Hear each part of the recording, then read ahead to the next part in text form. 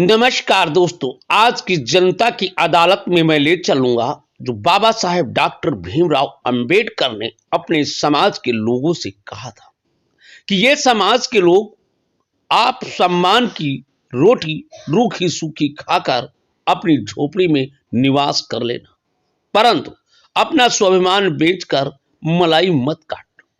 जिस दिन हमारा समाज सम्मान की रोटी खाकर अपने झोपड़ी में रहेगा, उसी दिन हमारा समाज भागीदारी पा जाएगा। जिस दिन समाज हमारा बिकना शुरू हो जाएगा, उस दिन हमारा समाज बद से बदतर हो जाएगा।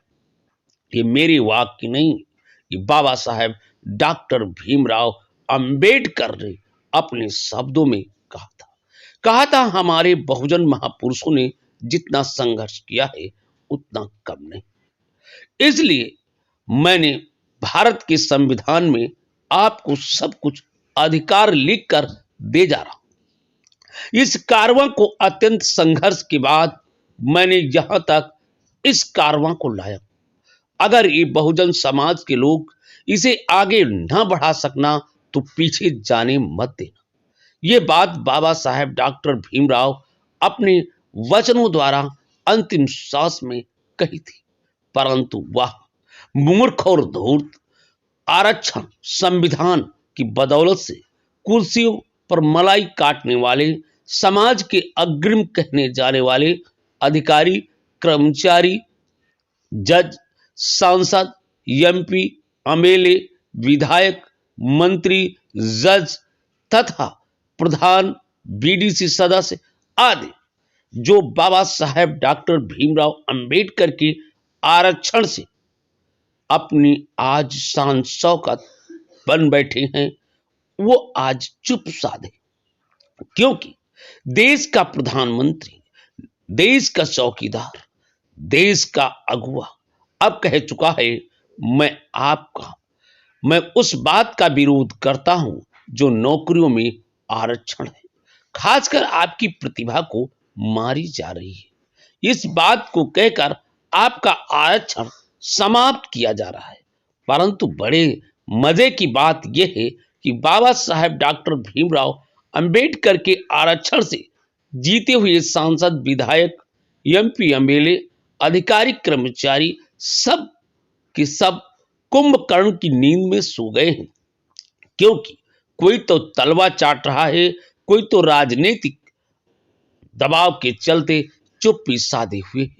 अब प्रश्न ये उठता है, क्या ये बाबा साहब को मानते हैं? क्या ये आरक्षण की बदौलत से जीत करके आगे आए? परंतु बड़े मजे की बात तो यह है, अधिकारी, कर्मचारी, नेता, अभिनेता बनने के बाद धन और दौलत, शान और शौकत बाबा साहब डॉक्टर अंबेडकर की बदौलत से पाए हैं, परंतु जब आरक्षण खत्म किया जा रहा है तो ये सब के सब चुप्पी क्यों साध लिया है? अब ये प्रश्न बार बार चक उठ रहा है। जनता सोशल मीडिया पर लिख रही है, गंवार, अनपढ़ जो जा पाता है उस तरीके के कमेंट कर रहे हैं। क्या आपका आरक्षण खत्म कर दिया गया है?